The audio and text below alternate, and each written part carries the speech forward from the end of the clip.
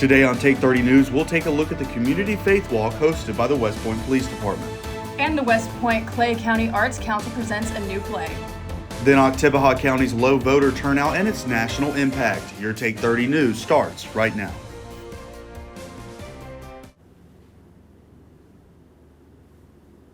Good afternoon and thanks for joining us. I'm Jake White. And I'm Izzy Mecherle. The country says goodbye to a political trailblazer. Dianna Feinstein died last night in her Washington, D.C. home. Feinstein was the first female senator in California's history and went on to serve 6 terms, the longest of any woman in Senate history. Feinstein was 90 years old. Small counties like Oktibbeha have the power to make huge impacts on legislative levels. So why aren't county residents running to the polls? You can't complain about policies or the elected officials that are in power if you're not willing to at least go and cast your vote.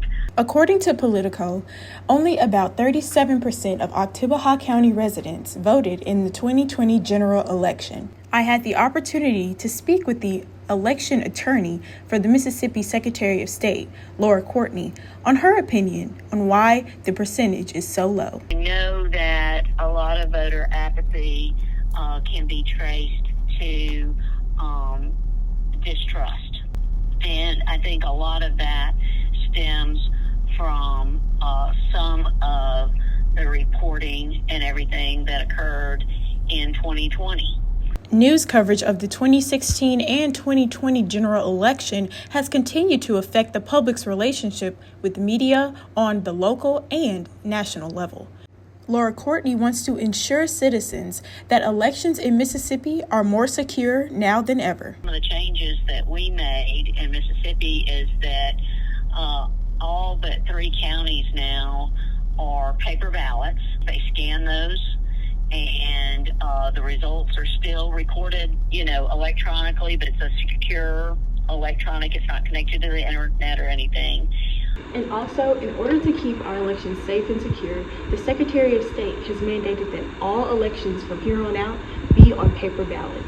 No matter what side of the aisle you're on, people across the state share this same concern. For Take 30 News, I'm Candice Bruce. Sitting Governor Teirrah will face off against Brandon Presley. The race is nearing the finish line with Election Day being on November 7th. And it's time now for your first look at weather here in the Golden Triangle. For that, we turn things over to Campus Connect meteorologist Owen Basselman. Hello, how are you guys doing today? Pretty good. How are you? Good. So fall started about 2 weeks ago, right? Exciting. And here we are, right? You'd think it'd be exciting, but it's still, summer-like out there, right? So temperatures right now are generally in the 80s, and you can see those clear skies out overlooking Mississippi State's campus right now. We've got 86 degrees in Starkville right now, and it's not feeling much warmer than that, thankfully, because the dew point is a little low right now. The humidity is comfortable. So we've got a little bit warmer here in Columbus, 89 degrees, 88 in Aberdeen. Coffeyville and Winona are the warm spots at 90 degrees right now, and looking ahead towards this evening, it'll be comfortable. Temperatures will fall from the 80s and down into the 70s by 10 o'clock, so it'll be a perfect night to get outside. Guys? The West Point Police Department is looking to strengthen community relationships with a new community event. Take 30's Jake White gives us the latest. To build that trust. Bridging the gap in community relations is the message from West Point Police Department ahead of its inaugural Faith Walk. That's our goal, and that's the goal of the event, to build that trust. He says that this is West Point's 3rd year hosting this event and hopes that this can turn into a long-time tradition. Faith in Blue is not just exclusive to West Point. Churches and law enforcement offices host this event throughout the country. And he wanted to bring the community together to try to stop the violence and whatever with law enforcement toward the citizen society, and try to stop that negativism from society toward law enforcement. The Faith in Blue event is October the 7th and will feature games and free food for the community, along with election candidates and gospel entertainment. In West Point, for Take 30 News, I'm Jake White. The Faith in Blue event is free of charge, and it's encouraged that not only West Point residents come, but the Golden Triangle as well. And coming up, the International Village takes Starkville locals around the world. Stay with us. As concern grows over the declining health of the world's oceans, veterinary students at Mississippi State are learning how to rescue and rehabilitate vulnerable marine animals. Through a unique partnership between the College of Veterinary Medicine and the Institute of Marine Mammal Studies in Gulfport, Mississippi, students are experiencing the chance of a lifetime. Real-time research of this fragile ecosystem prepares students for a future in providing care for sick and stranded dolphins, turtles, sea lions, and other marine species. At the same time, MSU's advanced diagnostic technology is helping innovate for solutions while improving treatment and outcomes. Not only are the waters of the Gulf Coast opening new worlds of discovery for Mississippi State veterinary students, they are much safer now thanks to this game-changing partnership that's improving life for literally hundreds of aquatic animals. Unpaid volunteers can be the glue that holds a community together. Volunteering with an organization like Habitat for Humanity allows for you to connect to your community and make a difference in the local family's life. Our Izzy Mecherle has more. Nonprofit organizations serve communities across the country by providing food, shelter, and clothing to those in need. Columbus resident and student at the Mississippi University for Women, Emily Dew, has volunteered with a few nonprofits in Columbus and explains the need in Columbus for organizations like Habitat for Humanity. It's really important for people in the Columbus community to volunteer because there's a lot of need in the community and there aren't a lot of resources, and so it's really good for those who are willing to do it out of the goodness of their heart to help fulfill those needs. Volunteering in small cities like Columbus can help a lot and make a big impact, even if it's only a few dollars or a few hours a month. And we'll do a lot of manual labor, whether it's painting the houses, hammering boards or carrying wires, and just kind of all of the little details it does to make a house. Doing good in your community connects you with new people, opportunities, as well as give you hands-on experience to take with you into any workplace environment. Volunteering with different philanthropies is highly encouraged to all community members of any community, but it is especially encouraged to college students. I really recommend that college students get involved in their communities because it's really fun and beneficial, and it'll help you gain exposure on other volunteering opportunities. Habitat for Humanity is currently accepting donations of used furniture via Restore for families to reuse. See their website for more information. Reporting for Take 30 News, I'm Izzy Mecherle. To support the Habitat for Humanity in Columbus, visit www.columbushabitat.org. Charge at Mississippi State University is a chapter of the national organization that aims to empower and support women in the world of fitness.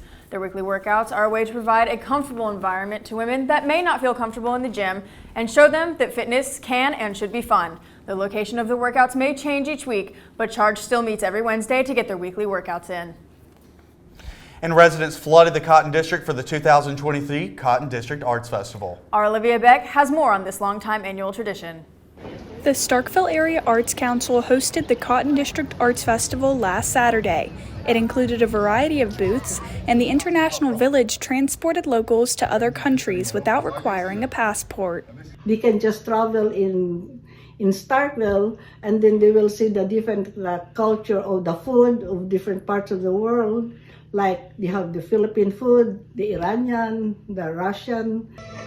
The festival had activities going on from 9 a.m. to 5 p.m., and that included dancing, singing, and a pet parade.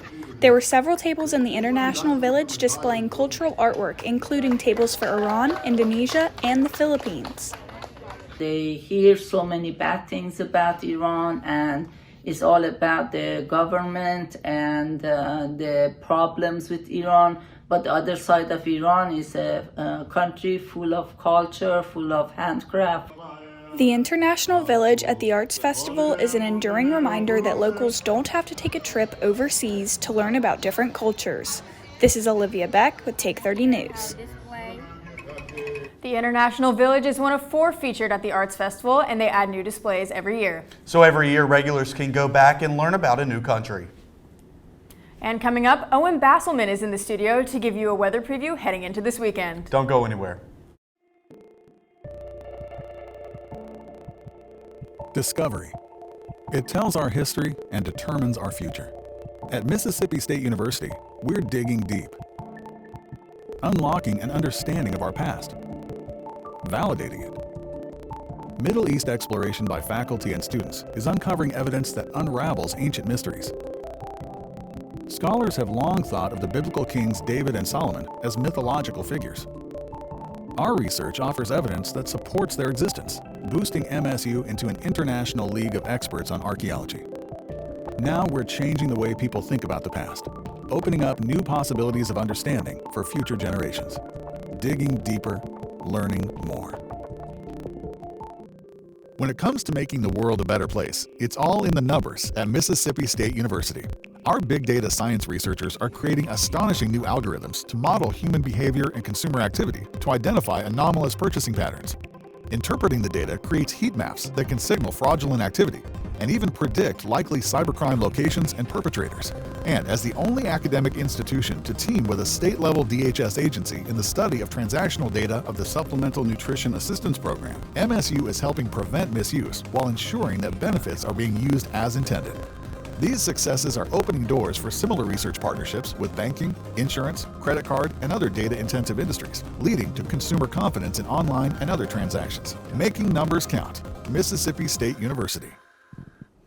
Hey, welcome back. Looking outside on Mississippi State's campus right now, we've got clear blue skies, no clouds to talk about right now. Temperatures have already risen up towards the mid-80s right now. Temperatures up to 86 degrees and that dew point down to 59, meaning it's not as humid outside right now. So it's a little bit comfortable, but it's still warm. Temperatures across northeast Mississippi are in the 80s right now. We've got 88 in Macon, 90 in Columbus and Aberdeen, and some of us might reach that 90-degree mark. If not, it'll be awfully close, so 88 or 89 this afternoon. Going ahead towards this evening, temperatures will fall from the 80s and into the 70s by the time the sun sets, so it's going to be a comfortable night to get out and enjoy this pleasant weather. As we look ahead towards tomorrow morning, temperatures will rise. We'll begin the day just about in the 60s. We've got 65 degrees in Starkville, same in Aberdeen, 67 in Houston, and 68 is the warm spot in Pontotoc. Going ahead throughout the day, temperatures will rise up into the 80s by lunchtime, and they'll continue to be that way throughout the afternoon. So if you have any plans to get out and tailgate before the Mississippi State football game, recommend getting out there and packing a bottle of water as well with your meals, because it's going to be a hot one. Here at 5 o'clock, temperatures 87 degrees in Starkville and Columbus, same in Aberdeen, Newport down to 84. Now, as we look at that football forecast, temperatures will be in the mid-70s at kickoff, 77 degrees heading towards halftime, and the drive home will continue to drop off by a couple degrees, and it'll be comfortable out there, unlike when it was during the LSU game. And as we look a couple weeks advance from now, temperatures will finally begin to feel more like fall. We'll finally go below average with highs maybe in the 70s, and you can see that here at the end of the 7-day forecast. We've dropped from the 90s now, but temperatures throughout next week will fall from the upper 80s into the mid-80s with a chance for rain on Thursday. And thank you for that coverage, Owen. Up next, Caleb Ward will take you through this past week and the upcoming weekend of Mississippi State sports. Mississippi State University, student-led teams are taking one of the country's biggest health issues to heart. Out to unravel one of science's unsolved mysteries, researchers in MSU's Department of Agriculture and Biological Engineering are asking why and when healthy cells in human arteries can begin changing into bone-like structures that hamper blood flow. This calcification contributes to strokes and heart attacks, two leading causes of death in Mississippi. As part of their groundbreaking research, students are designing a 3D model that allows them to understand how arteries act within the body and what changes them. By recreating what is happening at the cellular level, researchers are pursuing ways to stop and reverse the process of calcification. Testing treatments could lead to new solutions, helping reduce the number of people struggling with the effects of poor heart health, and ultimately saving lives. Mississippi State University, getting to the heart of better health for Mississippians. Welcome back to Take 30 Sports. I'm Caleb Ward. Let's take a look at the SEC football schedule, as it's another great weekend for the SEC as we see some important matchups that play a role into the postseason schedule. Kentucky and Florida, Arkansas, Texas A&M, Auburn, Georgia, Vandy, Missouri, Ole Miss and LSU, that's going to be a really key matchup in my opinion. Tennessee and South Carolina, I see South Carolina pulling an upset on Tennessee. Mississippi State and Alabama, let's see what the Dogs can do against the Tide. The MLB community was saddened by the death of Brooks Robinson this past week. He spent his 23-year career with the Baltimore Orioles, winning 16 Gold Gloves, which are the most of any position player in baseball history. Robinson was an 18-time All-Star, a 2-time World Series champion, and the 1964 AL MVP. Atlanta Braves star outfielder Ronald Acuna Jr. made history by becoming the 5th person to join the 40 for 40 club, then the 1st person to become a member of the 40-50, the 40-60, and the 40-70 club. Now, it's getting to October.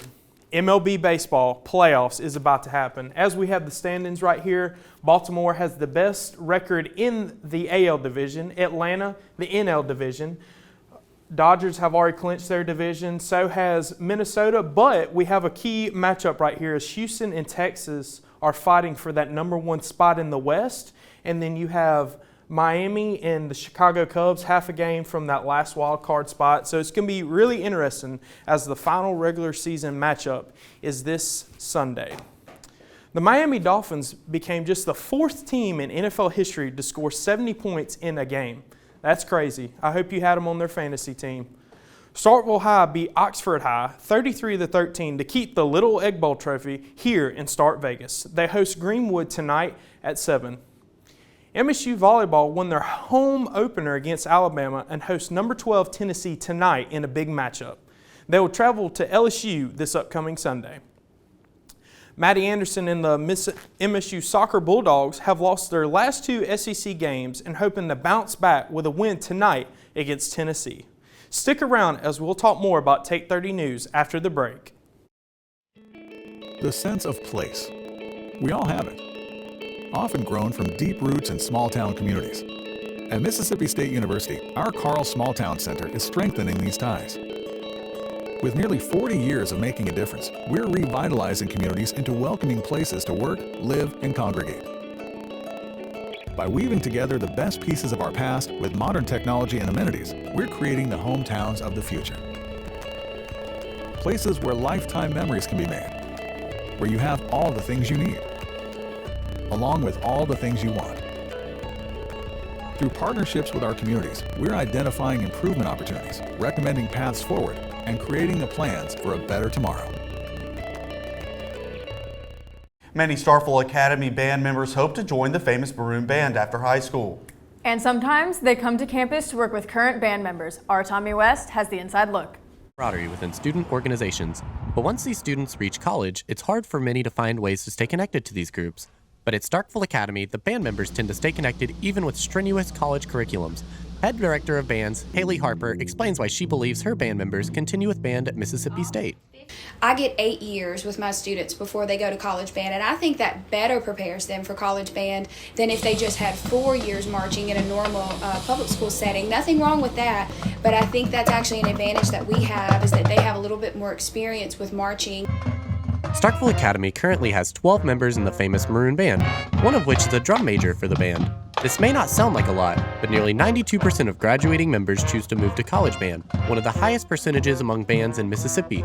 Former Starkville Academy and current Maroon Band member Jillian Kelly speaks about how her experience in Starkville Academy's band helped her to progress into the band at Mississippi State. I thought it was going to be a scarier transition than it actually was. We do teach the same marching fundamentals, and we have a great relationship here at Starkville Academy with the directors at Mississippi State, so it helps to see those familiar faces. While many could have difficulties getting acclimated to college life, having a group of students to grow with can help alleviate these issues for freshman students. So for these students who choose to join a college band, it can be the difference between a good college career and a bad one. Reporting for Take 30, I'm Tommy West. You can catch Jillian and the famous Maroon Band on Game Day Saturday. Kickoff is at 8 p.m. Mississippi State University rolls out the red carpet for the new Miss MSU. Our Joshua Hughes attended the pageant and has the details. 13 women competed for a chance to win the title of Miss Mississippi State University.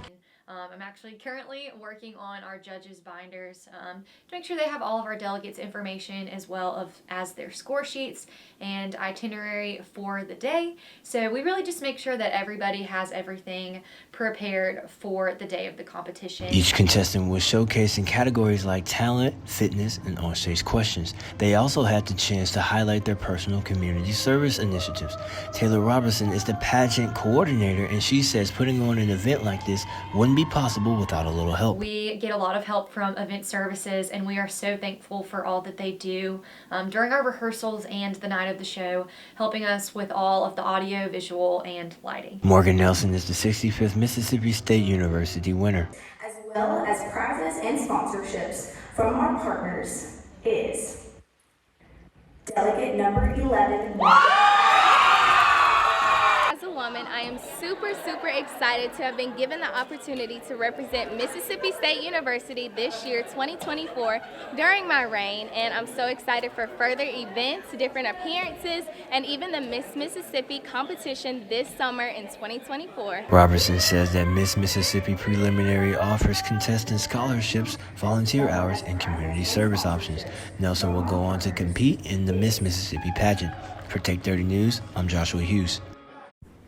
Miss Mississippi will take place June in Vicksburg. If you want to purchase tickets to support Morgan, visit missmississippi.com. The West Point Clay County Arts Festival Art Council is working on some big projects for the community in the upcoming months. Take 30's Chase Crawford explains. I think it's great because Starkville is small and West Point is small as well, and everybody can come together and have fun. From a small theater in a small town comes big ideas. The West Point Clay County Arts Council presents its community theater production, Just Desserts, beginning on Thursday, October 19th. Just Desserts, it's going to be a dessert theater here at the Art Center. It's $20 a person. It's a little bit higher than our normal place just because we are serving dessert. But yes, $20 a person. Julie Gray is the Arts Council president, and she says that she hopes this play leaves a lasting impact on the city and the surrounding areas. Well, we just think it's a good way to promote our arts, but also showcase the talent that's here in our town. We have a lot of talented people. We think it's a great way to get kids involved. It's just a good way to showcase our community and show people how talented they are. But the Arts Council doesn't just host plays every now and again. They host a variety of events throughout the year, right here at the Arts Center. We try to have something at least once a month, either a music event, which is our Sundays at the Center. We try to do a drama production. We'll probably have 3 next year. We're also planning a children's play in the summer. And then we'll hopefully have 3 to 4 art exhibits throughout the year. We just hope people will check out what's going on and stay in touch and, you know, come see our different events. Most things are free that we have. You and your family can catch this play at the Louise Campbell Center for the Arts in West Point. For Take 30 News, I'm Chase Crawford. For more information on where to buy tickets and how to get involved, visit the Art Council's website. We'll be right back after this break. When it comes to making the world a better place, it's all in the numbers at Mississippi State University. Our big data science researchers are creating astonishing new algorithms to model human behavior and consumer activity to identify anomalous purchasing patterns. Interpreting the data creates heat maps that can signal fraudulent activity and even predict likely cybercrime locations and perpetrators. And as the only academic institution to team with a state-level DHS agency in the study of transactional data of the Supplemental Nutrition Assistance Program, MSU is helping prevent misuse while ensuring that benefits are being used as intended. These successes are opening doors for similar research partnerships with banking, insurance, credit card, and other data-intensive industries, leading to consumer confidence in online and other transactions. Making numbers count. Mississippi State University. The landscape here at Mississippi State University is designed to connect art, culture, and the environment to provide students and visitors to campus with pleasant sights. Our Scott Brown has a story. The university is widely recognized for its landscaping and campus groundskeeping. Having won numerous awards for this feat, the university boasts what some people call a beautiful campus with many unique features. All kinds of native and foreign plant species can be found all over the campus. Freshly manicured each week, grasses and plants across the 4,200-acre campus are kept in top condition. I like it. I think we have very nice green grass, and I like the older trees, they're not all like baby trees. Overall, positive attitude towards it. The green grasses that fill the drill field and many other places are key to the campus's look. Recently, however, some students have found themselves concerned that the university has been prioritizing new construction in areas that were once open areas with natural decor. The campus has recently started construction on a new student housing complex, which will take away a field that was home to many different activities. I believe there should be more green spaces on campus. They should probably worry less about parking structures and whatever else they're doing construction on in Commuter West and add more green spaces. The Campus Services Department is responsible for maintaining the university's landscaping and green areas. Reporting for Take 30 News, this is Scott Brown. MSU is hosting the 68th Edward C. Martin Jr. Landscaping Symposium. And that event will take place on October the 18th. And our final piece of breaking news, we have tonight, my co-anchor, Izzy, just got engaged a couple of days ago. Tell us all about it. How excited. Can we first see the ring? Can you hold it up a little bit? Look at that. And tell us all about it. It was great. I had no idea it was coming. He did a really good job surprising me, which, oh my gosh, y'all. Some beautiful engagement photos there. Thank you. They are. And what about the game predictions for this weekend? I don't really want to say my opinion because I don't want to be too pessimistic, but go ahead. You know, like I was saying in the sports segment, you know, we'll see what the Dogs can do as long as we're able to play some lockdown defense and Will Rogers can have another career game. I think we'll be able to knock off the Tide, you know. Well, I hope so. I mean, I want to win. I know, fingers crossed. Fingers crossed, man. And I hope that it feels good too. Oh, yes, it'll feel much better than it did last week. So it'll probably be hot for any of you out there tailgating. Be prepared, I'd say. But thankfully, with the 8 p.m. kickoff, sun will be set. Temperatures will fall nicely. So it'll be about 77 degrees maybe by the time we get to kickoff, and then dropping through the 70s throughout the game. Hey, I'm glad you're bringing us a nice forecast because I got to be there at 3 and then I'm going to be there till 2 o'clock the next morning. So it's going to be nice and cold. Well, I can guarantee you by 2 a.m. it'll feel pretty good outside. That's what I'm talking about. That's what I like to hear. Might have to wait a while, but by 2 a.m. And thank you for joining us here at Take 30 News. That's all we have for you. We hope you have a fun and safe weekend. Good night, everybody.